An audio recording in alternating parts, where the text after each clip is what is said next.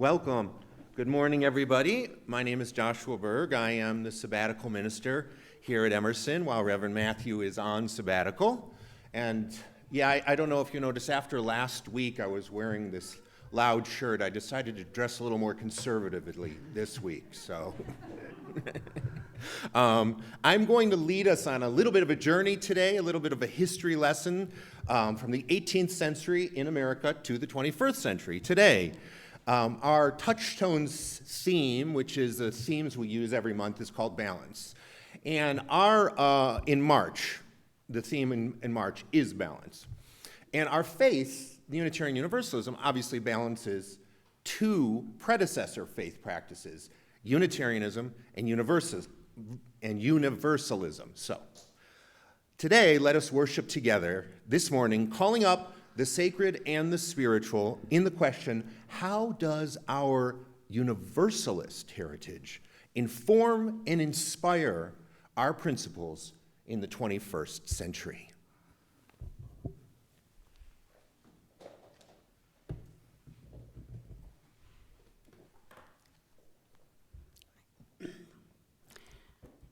As frozen earth holds the determined seed, this sacred space holds our weariness, our worry, our laughter, and our celebration.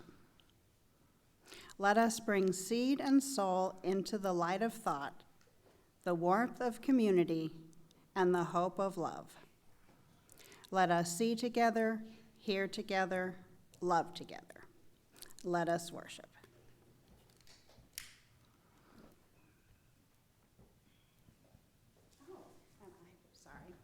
I'm still here. And now, if you could please join me as we recite our covenant in English and in Spanish. Love is the doctrine of this church. The quest for truth is its sacrament, and service is its prayer. To dwell together in peace, to seek knowledge and freedom, to serve humanity in fellowship, thus do we covenant. La doctrina de esta iglesia es el amor. La búsqueda de la verdad es su sacramento. Vivir juntos en paz, buscar el conocimiento en libertad. Servir, I got it. Unidad. Este es nuestro pacto. Sorry, I got a little out of sync there. All right. So now we have a hand, right? Yes. Awesome.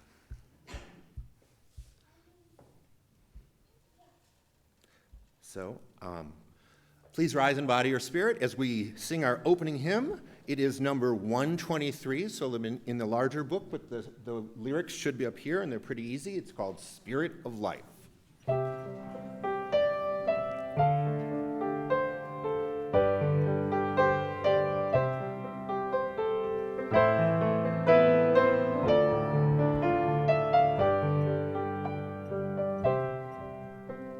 Spirit of life, come unto me, bring in the heart all the stirring of compassion, blow in the wind, rise in the sea, move in the hand, giving life a shape of justice. Roots hold me close, wings set me free. Spirit of life, come to us, come to us.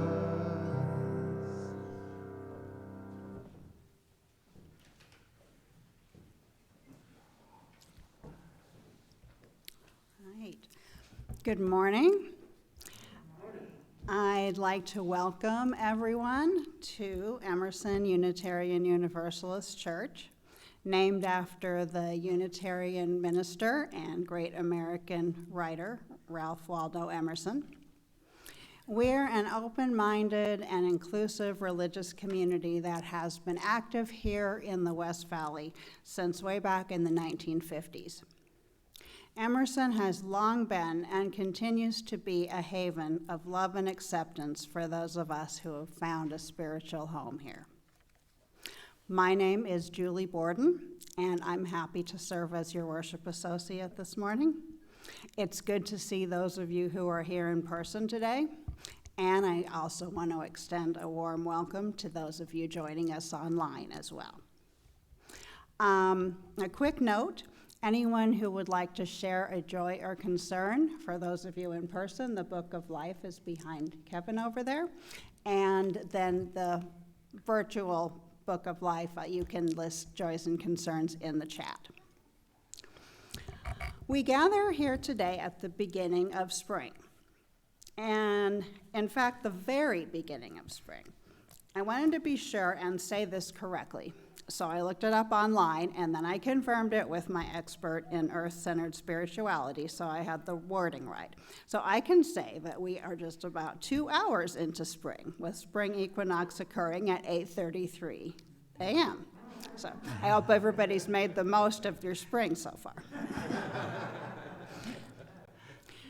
In the words of Reverend Dr. Teresa Cooley, spring is a time of revelation, the revealing of that which is eternal, which we see every year, but still need to be reminded to see in a new way.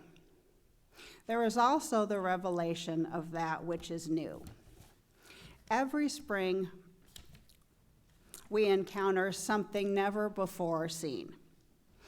It is that very newness which embodies hope and potential for the wholeness which is yet to be. We welcome everyone who's with us today, online and in person, and it is very good to be together this morning.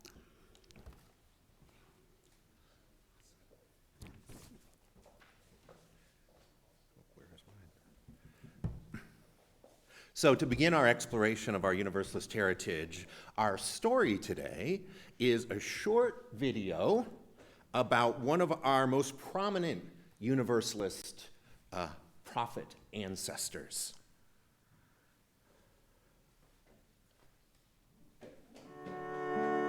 If you ask any group of people what they know about Clara Barton, we tend to get two answers.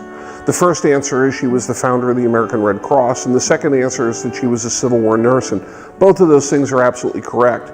But to limit Clara Barton to only those two things really limits a person who in many ways probably has more of an effect on the 21st century than anyone can imagine.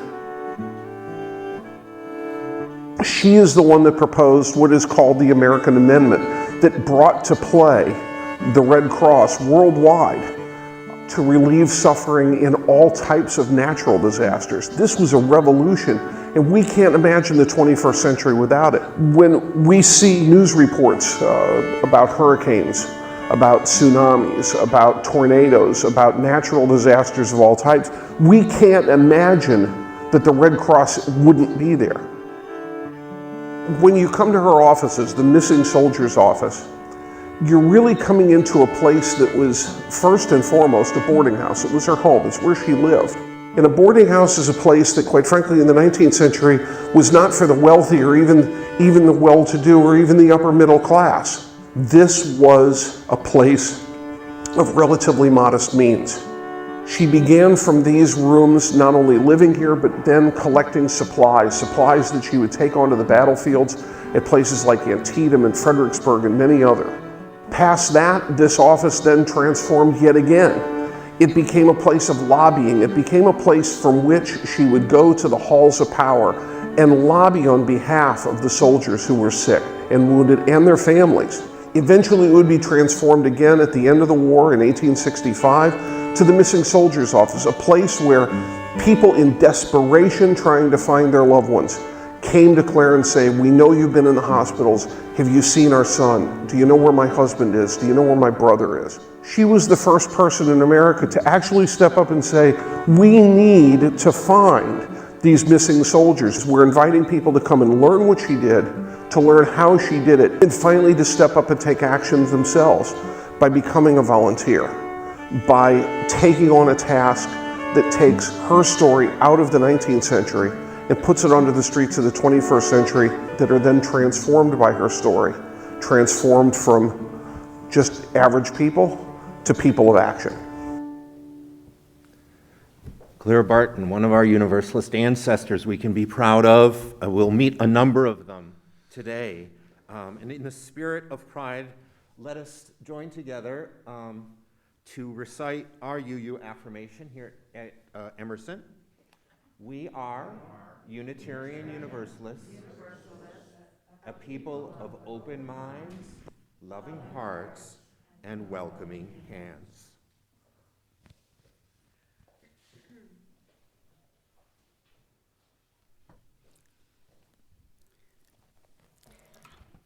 A religious community is like a river formed from the many seas of our lives that meet and merge and flow to the sea. As members and friends of this community, we share our time and our energy, our creativity, imagination, and vision, our talents, skills, and gifts, and the streams of our individual lives to create a river that is both deep and broad, a river that is made of many streams, sustains life, and refreshes the land through which it flows. But the river of this community also depends on our shared financial support that makes real our shared values and vision. We will now receive an offering for the support of this community and its work in the world. You're invited to give generously and joyfully as you're willing and able. Also, while the offering's being collected, another reminder that you're welcome to write something in the Book of Life or in the chat if you have a joy or concern. So the ushers will now collect the offering. For those of you at home, you may give via the Vanco mobile app by going to our website, emersonuuc.org/donate, or the old-fashioned way of mailing a check to the church. Thank you.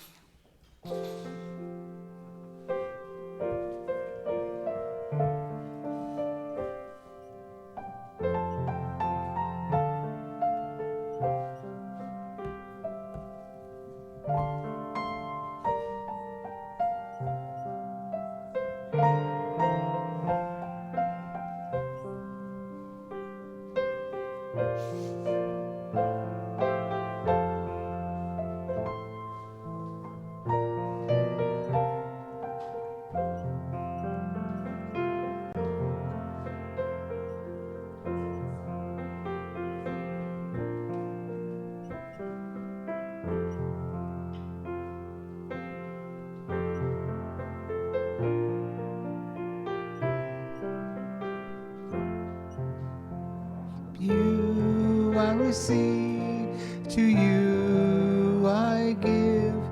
Together we share, and from this we live. Thank you all for your generosity. Now, Universalism means that all lives are celebrated and cared for equitably. In our UU communities today, one way we live that is by holding our mutual joys and sorrows, as Julie mentioned, together in community. So in the next brief moment of meditation, I ask you to please hold in your hearts, your minds, concerns you may feel for anyone in our beloved community, anyone you love. Thank you. And please lift up the joys you want to share today if you feel called to in the moment. You're welcome to say the names out loud as we meditate as well. You're welcome to write them in the chat, and I will actually read them as well, your joys and concerns. In the Book of Life, it says, please send love and healing to Craig Anderson and family. Craig lost his father. Please send him love and healing and our condolences.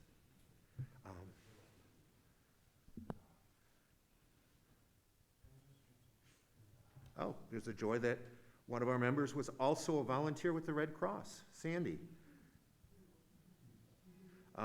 We have hold in our hearts Pat Lindenauer and Ukraine.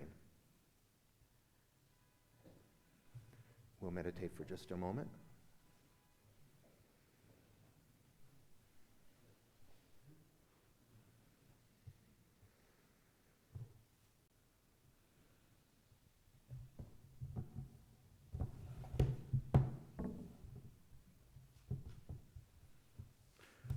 tomorrow, let me get my glasses.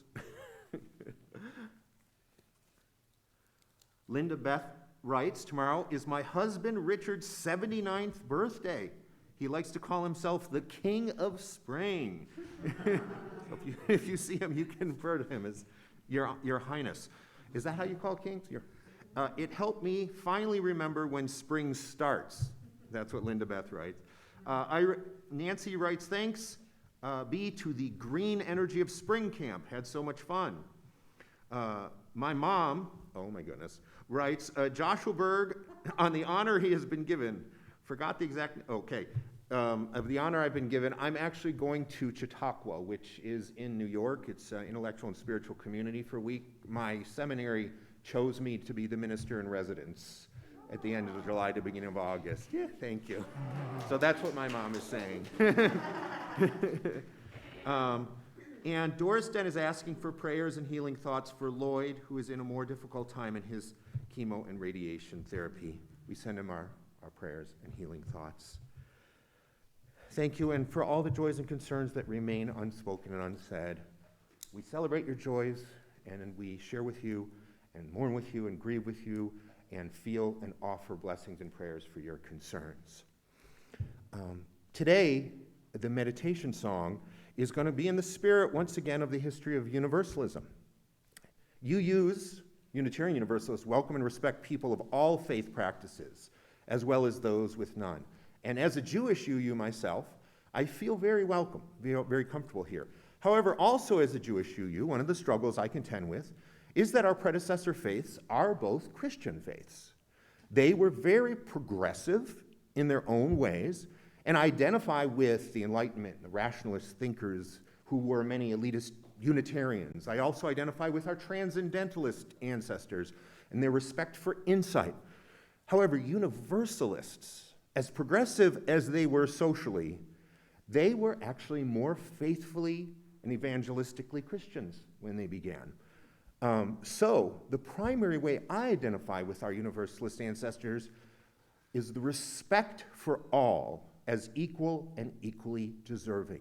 That is something they had in droves. And in the 18th and 19th century, don't get me wrong, this was a very Christological idea of salvation. And although it has evolved today, which I'll talk about later, let's begin with this meditative hymn by putting ourselves in a place where we try and feel the energy that salvation meant in the 18th and 19th century to our Universalist ancestors, that everyone was equal and everyone can be saved. And to do that, put us in that place, I'm going to play, I'm changing up the hymn, so I'm going to play a gospel song. And it's called, I'm Glad Salvation is Free. It's going to be sung by Mahalia Jackson. Now, I don't think this song was around formally in the 18th century, but I think the lyrics would ring true for our Universalist predecessors. And although it's not the case any longer that many of us today relate to the actual lyrics of this song, that's fine. As you listen, I'd like you to feel the energy, to feel the love that Mahalia Jackson brings to the idea of saving everybody, salvation for all, that all are deserving of love and freedom. This feeling is something to which we can all relate. This is the feeling translated into our own language of faith today that we share with our Universalist ancestors.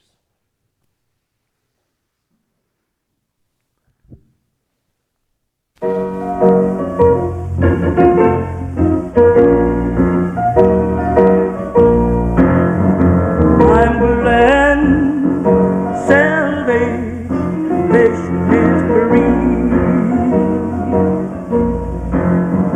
I'm glad salvation is free, Lord. Salvation is free, Lord, for you and me. Lord, I'm glad salvation is free. Can't you see how they done, my Lord? Oh yeah. Can't you see how they hung him on Calvary? Oh yeah.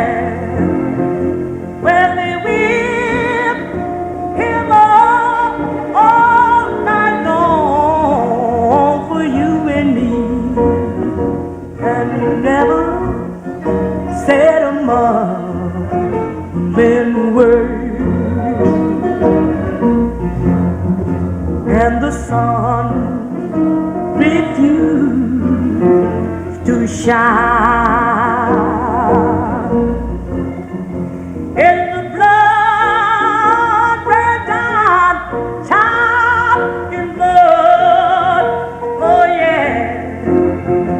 And the dead got up, child, from the grave, and they walked all around, and they moaned. Oh, I'm so glad that salvation is free. Oh, oh yeah. I'm glad salvation is free, Lord. Oh, salvation is free.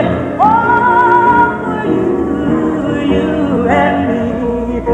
Lord, I'm glad salvation is free.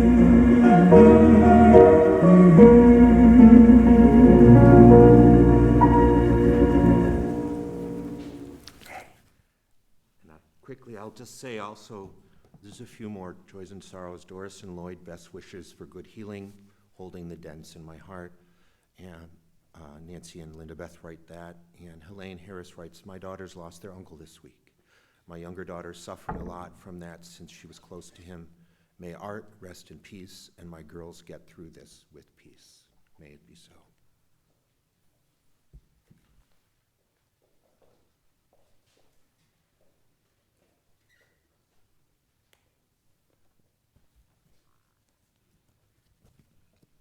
Right. This is a reading from the UUC Racial Justice Team in honor of Black and UU history about the first African American Universalist who was ordained. So, and is this picture going to be up there? I didn't know. Okay. I can change it. Okay, Joseph Jordan, the first Black man to be ordained in the Universalist denomination, began his calling as a Baptist minister. However, after reading a book by Thomas Whittemore titled The Plain Guide to Universalism, he decided to become a Universalist. Whittemore's book, this is a quote, Whittemore's book explained the goodness of the universe, the loving parental guidance of the Almighty for all humanity, and the promise of salvation for all. God's love was for everyone. This contrasted with the attitude among many Black people in the 1880s that white oppressors would surely suffer in hell. So what might have spoken to Joseph Jordan to call him away from the teachings of his upbringing? And what meaning did it hold given the history of slavery and racism in the United States? Those are questions for us to ponder, but Jordan was converted and reached out to Universalist minister Edwin C. Sweetser in Philadelphia, who would mentor him in his new faith. In 1889, Reverend Joseph Jordan was ordained.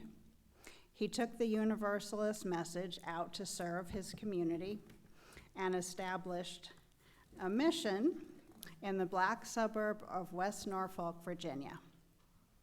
With contributions from Universalists all across the nation, in 1894, he built a chapel and school. The Universalist Church of Norfolk was a success, but even more so was the associated school, as educational opportunities for Black children in those days were very limited.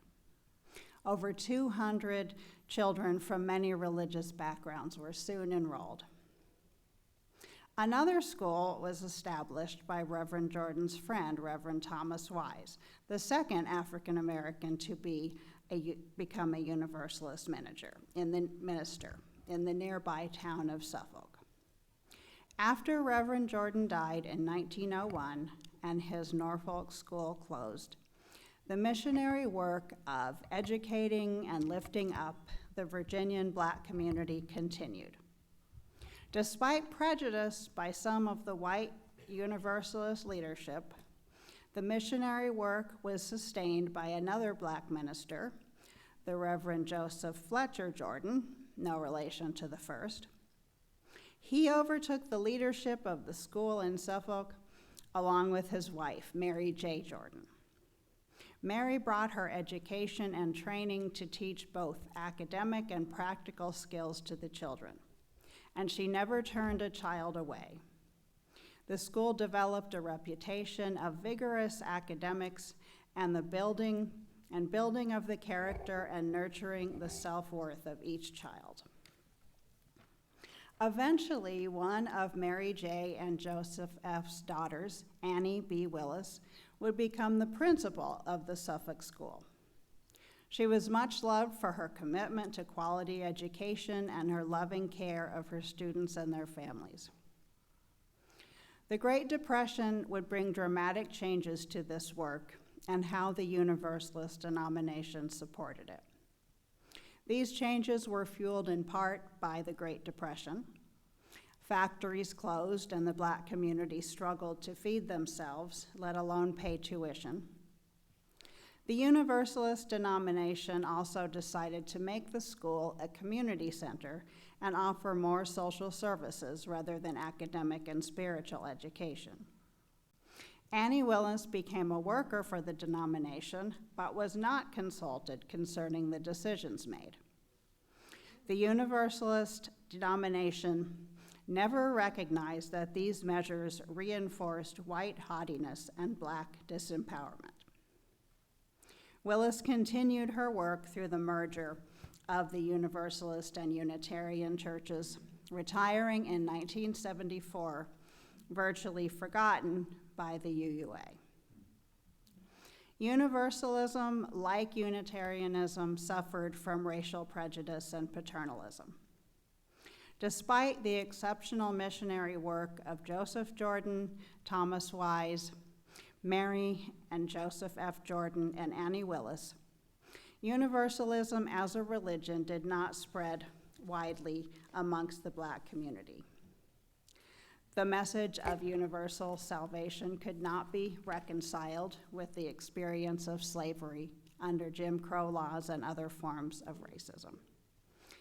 And the final questions to ponder: where was the justice in the suffering of Black people?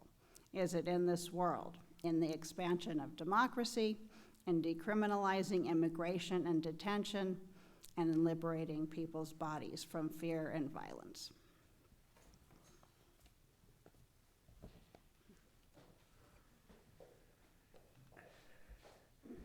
Thank you, Julie. It's interesting, that school, the Suffolk School in Virginia that Annie B. Willis was associated with, it was begun in 1904, her association with this. And as Julie just said, she retired in 1974. She kept it going for 70 years. Even when they stopped supporting it, she still kept it going. So anyway, that's a little bit of history. Here's the clicker.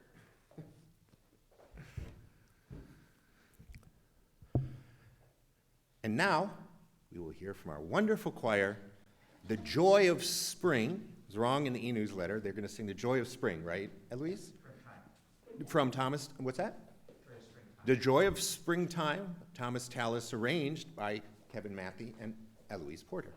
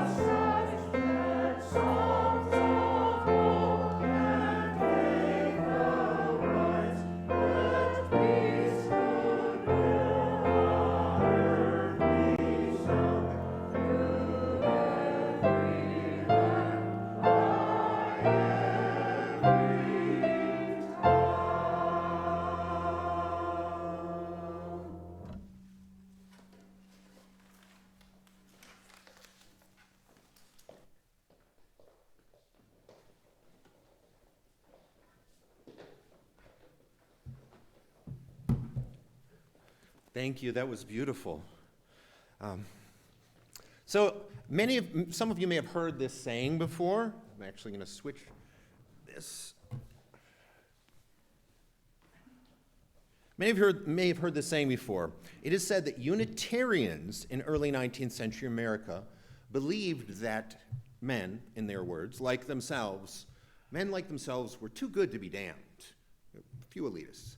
Whereas Universalists believe that God was too good to damn them, that all could be saved. And this message of universal salvation, this message of universal love, has been preached in some form or another in America from at least the time of John Murray, the founder of the first American Universalist Church in Massachusetts at the end of the 19th century, which celebrated his speech at that church, celebrated his 250th anniversary last year. It's been preached since then to this present day. Universalism is a very American faith. Beginning, as I said, as a Christ-centered message of salvation from sin, it is now, as we know, a more humanist message of liberation, of freedom for all. However, its foundations remains quite consistent. The ideal is that universal salvation, or as I said in the vernacular of today, liberation, is available for all equally, equitably. And what's often missed in that message, it's not just available. What's often missed is that the message at its core is also about sacrifice and action. Sacrifice we take, action we take to make that happen. Though the sacrifice each of us makes using compassion, using most importantly action, as I said, for the liberation of everyone else. Only through that sacrifice and action can we all be saved, the Universalist message. Can we all be liberated? Sacrifice and action. So over 2 centuries ago, as I mentioned, in a letter to a Dr. Richard Price, the prominent Unitarian Dr. Benjamin Rush, and you may recognize him because he signed our Declaration of Independence as well, and he was Unitarian, but he was himself an early convert to Universalism. And he wrote to his friend, Dr. Richard Price, that these principles, my dear friend, have bound me to the whole human race. These are the principles which animate me in all my labor for the interest of my fellow creatures.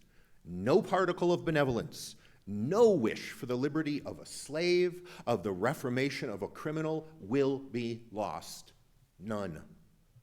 And over 200 years later, for modern Unitarian Universalists, the directive Dr. Rush insisted upon then is the same. Our liberation theology today says that one cannot follow any faith that preaches universal salvation without addressing social justice concerns. We know that here at Emerson. That benevolence he talked about toward others is essential to our faith. And Ernest Cassara who edited the book Universalism in America, A Documentary History of Liberal Faith, wrote in his introduction to chapter 6, The Conscience of Universalism, that was the name of the chapter.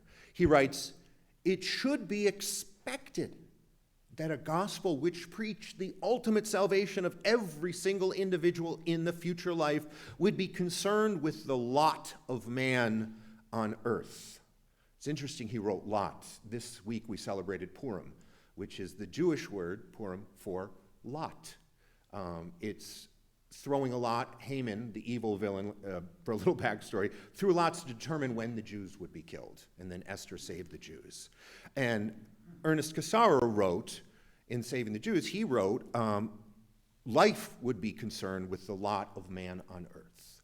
Thought that was an interesting connection. And social reform has indeed been a through line through American Universalist history in the 19th century, with Dr. Rush, with Horace Greeley, with Clara Barton, as we saw, and with others, into the 20th century and on to today.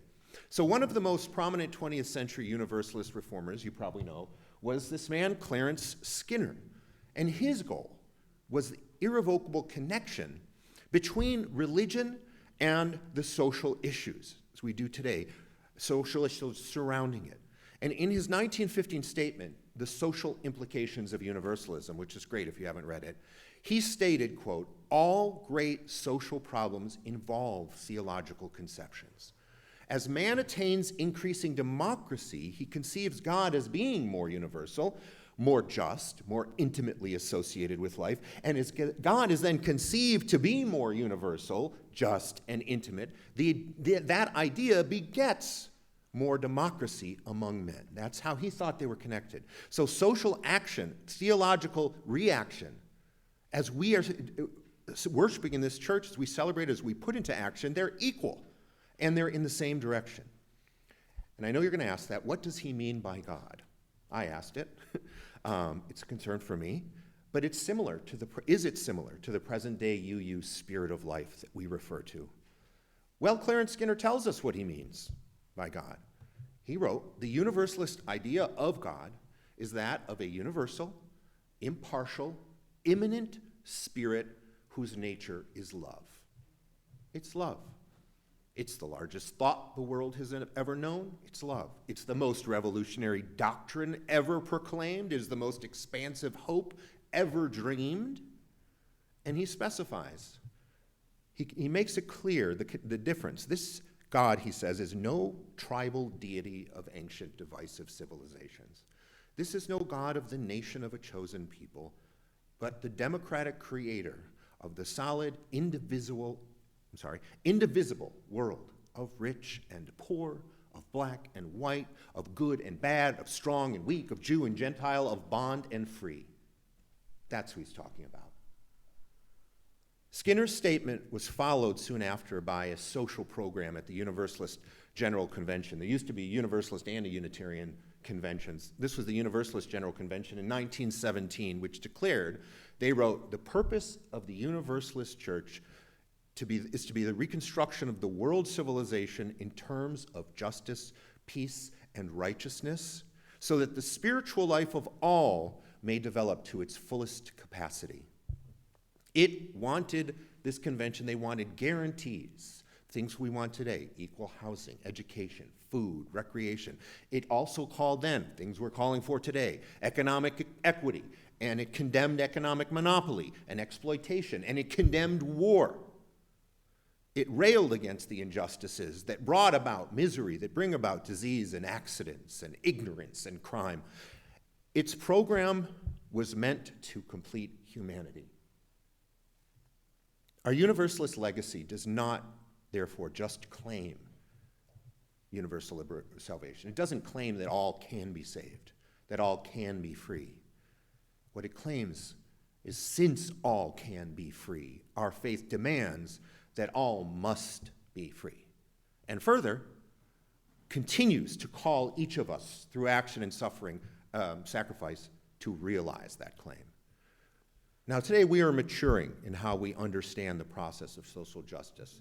As much as Unitarian Universalism has been focused on the individual over the years, and it has within the society around them, our focus today has turned toward the individual as part and interdependent on the society around them. One person irrevocably interconnected to a greater community of communities.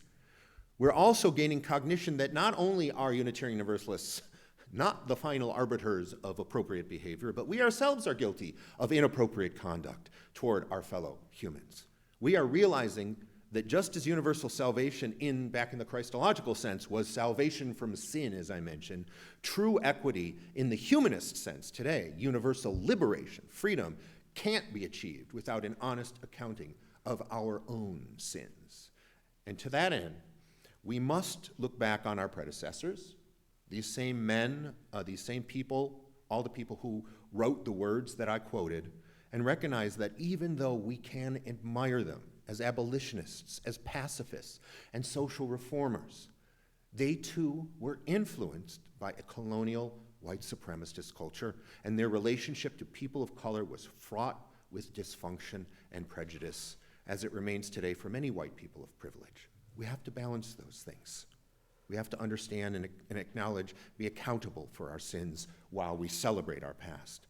It is this new awareness of willingness to be accountable that gives me hope in actual progress today towards radically equitable society. It gives me hope. For too long, we ignored the fact that our faith rests, and this was written in one of our newest documents, which I mentioned. We ignored the fact that our faith rests on a culture whose economic structures back then depended on the annihilation of indigenous peoples. And it depended on the enslavement of Africans forcibly relocated and enslaved. That's what the economy depended on. We can ignore this no longer. For too long, we have hyper-focused on the individual, quote, free and responsible search for truth and meaning, as it is in our principles, rather than communal repair. One of our most prominent theologians,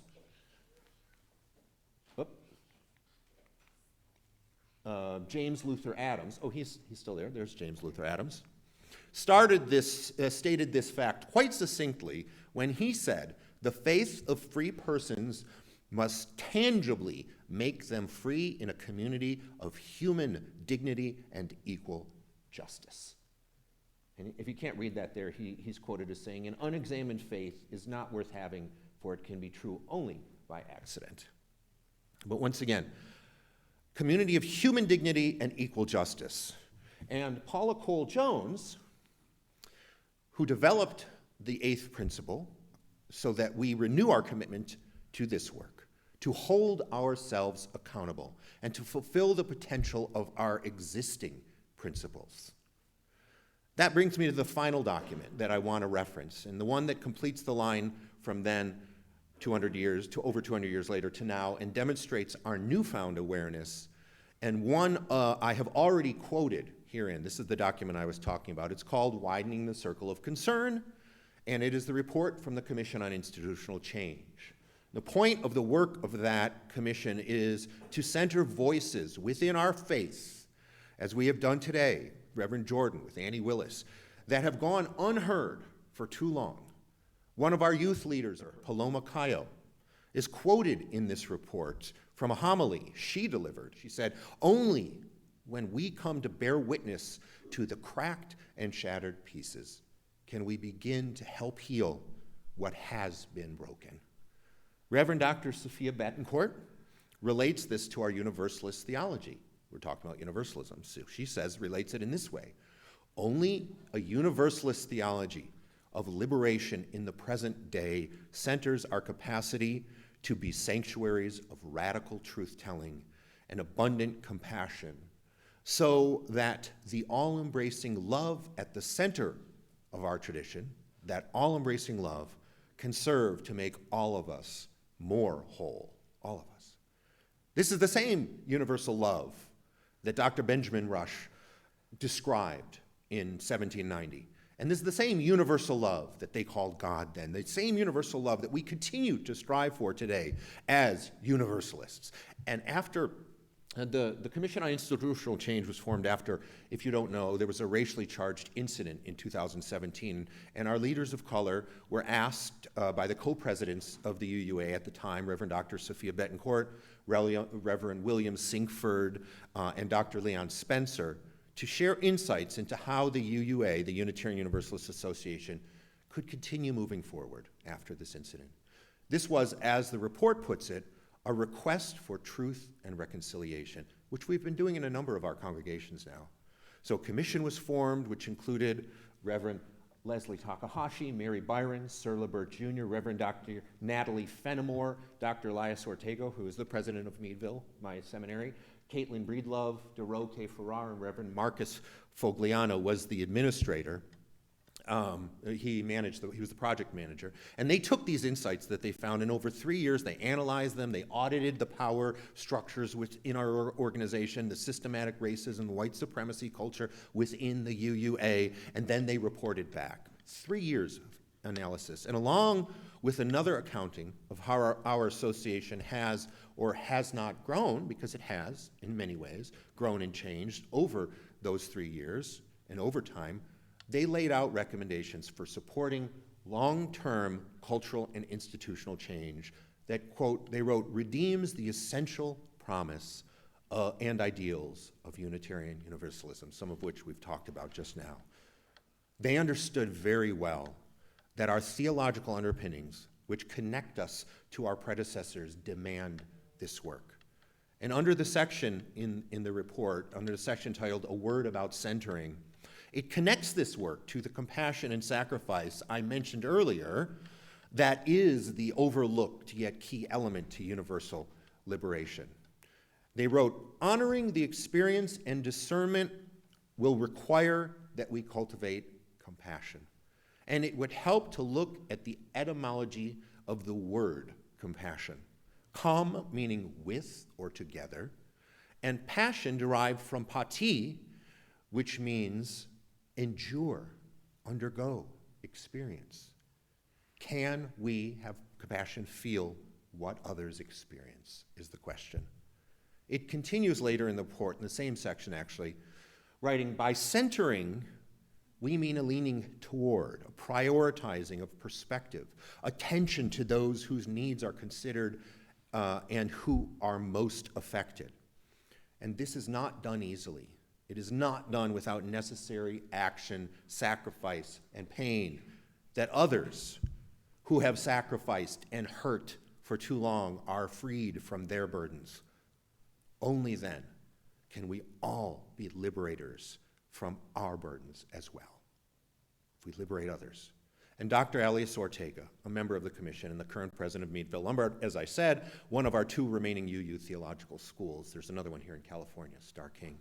He talks as well about sacrifice, action, and community in the report.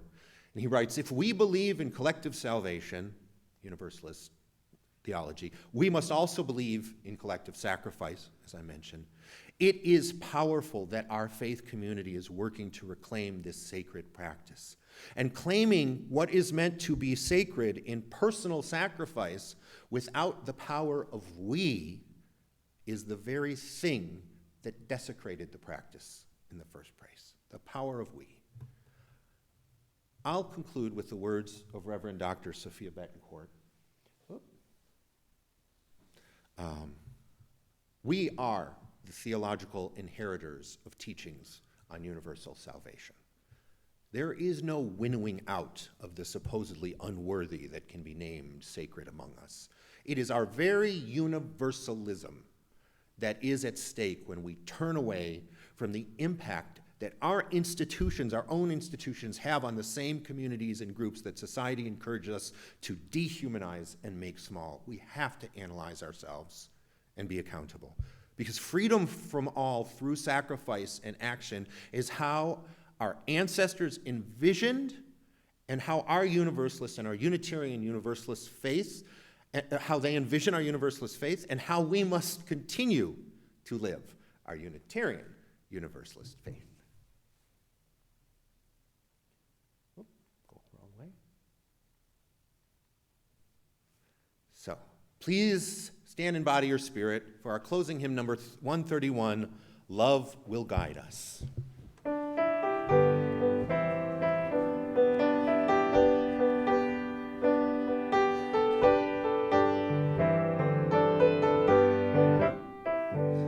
Love will guide us, peace has tried us, hope inside us will lead the way on the road from greed to giving. Love will guide us through the hard night.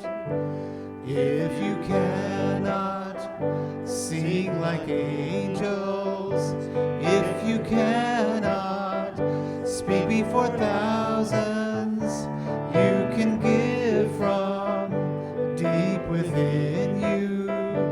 You can change the world with your love. Love will guide us, peace has tried us, hope inside us will lead the way on the road from greed to giving. Love will guide us through the hard night. You may be seated. As Julie mentioned earlier in her welcome, and as the choir sang about today, it is the spring, the vernal equinox, the spring equinox, a welcoming of new life. And this week, as it happens, as I mentioned before, was also the Jewish holiday of Purim. So as Jews celebrate the Purim story, in which Esther, as I said, comes out of hiding to save her people, bring new life to the Jewish people, we also celebrate the story of spring, in which new life comes out of its hiding place in the ground to bring redemption to the world. And this benediction today is adapted from a ritual by a rabbi, Jill Hammer, and it's called Havdalah for Spring. It's a Jewish ritual to welcome the vernal equinox. Equinox? Equinox? Oh, equinox is the gym, I think, actually. 7 1, 2.5 dozen the others. Was never good at math. Anyway, at this time of the welcoming, of the wildness of Purim, and if you've ever celebrated Purim, you know we dress up and drink and we dance around. We have to sort of like the Jewish Halloween.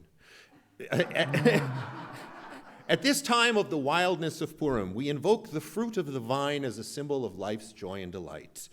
And in this point in the service, you would drink wine. On this day that spring begins, we invoke the fragrances of new growth of flowers and grasses. You'll see that in our garden.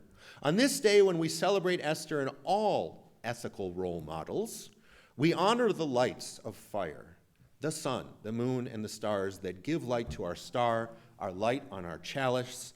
As we turn the wheel of the seasons, we ask that the joy of Purim stay with us all year round, reminding us to take in the pleasures of the moment and not take ourselves so seriously. May laughter inspire us, may joy visit us, may peace guide us.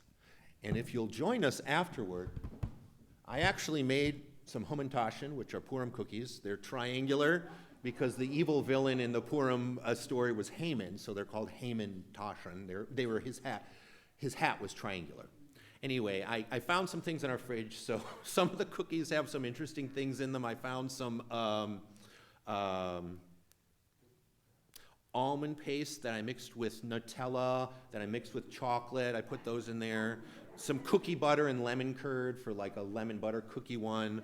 I made some poppy seed filling. I made one that's matcha and black sesame, so see about that. I found some raspberry jam, so if you don't like them, please just don't feel, I won't feel bad if you toss them aside. Anyway, thank you all.